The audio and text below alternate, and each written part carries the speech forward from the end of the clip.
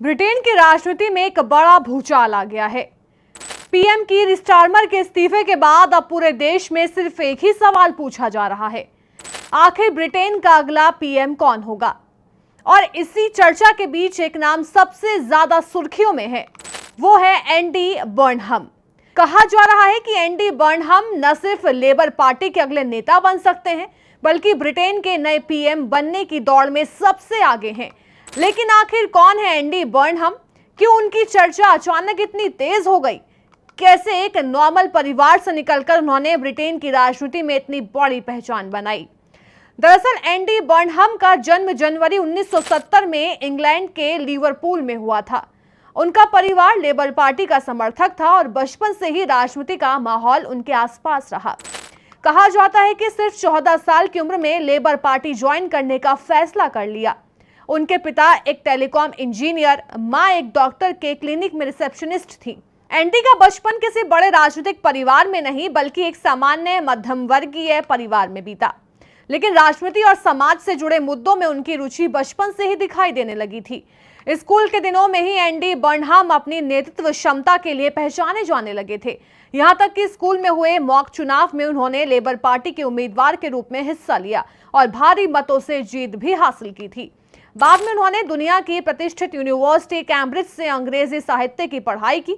हालांकि खुद एंडी कई बार कह चुके हैं कि विश्वविद्यालय में शुरुआती दिनों में उन्हें खुद को दूसरों से अलग महसूस होता था, लेकिन धीरे धीरे उन्होंने अपनी पहचान बनाई और आगे बढ़ते गए। पढ़ाई पूरी करने के बाद उन्होंने पत्रकारिता में करियर शुरू किया। कई बिजनेस और ट्रेंड मैगजीन में काम करने के बाद उनका रुख पूरी तरह राजनीति की ओर हो गया।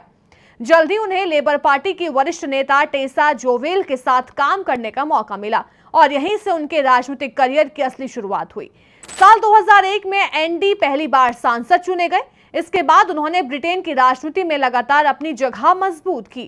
टोनी ब्लेयर और गॉर्डन ब्राउन की सरकारों में उन्होंने कई अहम मंत्रालय संभाले।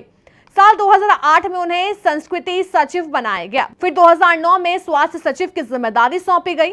इस दौरान उन्होंने ब्रिटेन की नेशनल हेल्थ सर्विस यानी NHS से जुड़े कई बड़े फैसलों में भूमिका निभाई।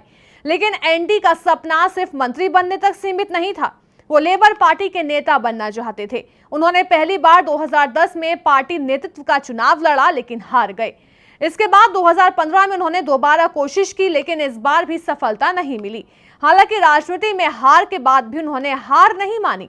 उन्होंने जमीनी स्तर पर काम करना जारी रखा और लोगों के बीच अपनी पकड़ मजबूत की।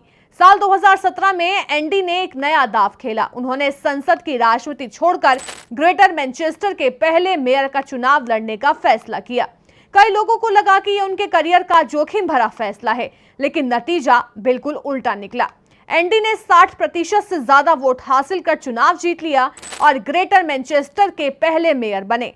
इतना ही नहीं, 2021 में उन्होंने पहले से भी बड़े अंतर से दोबारा जीत हासिल की। मेयर के रूप में उनके काम को काफी सराहा गया। खासकर कोविड महामारी के दौरान केंद्र सरकार के खिलाफ क्षेत्रीय हितों की मजबूती से पैरवी करने की वजह से उनकी लोकप्रियता काफी बढ़ी। एक बार फिर एंडी राष्ट्रीय राजनीति के केंद्र में आ गए हैं।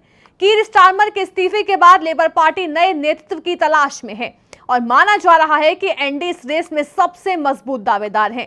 रिपोर्ट्स के मुताबिक उन्होंने संकेत दे दिए हैं कि वो पार्टी नेतृत्व के लिए चुनाव लड़ सकते हैं। कई सांसदों का समर्थन भी उन्हें मिल चुका है। यही वजह है कि राजनीतिक विश्लेषक उन्हें ब्रिटेन के अगले पीएम के रूप में देख रहे हैं। अगर ऐसा होता है तो ये उनके लंबे राजनीतिक संघर्ष का सबसे बड़ा पुरस्कार होगा। 2 बार पार्टी नेतृत्व का चुनाव हारने वाले एंडी तीसरी बार इतिहास रच सकते हैं।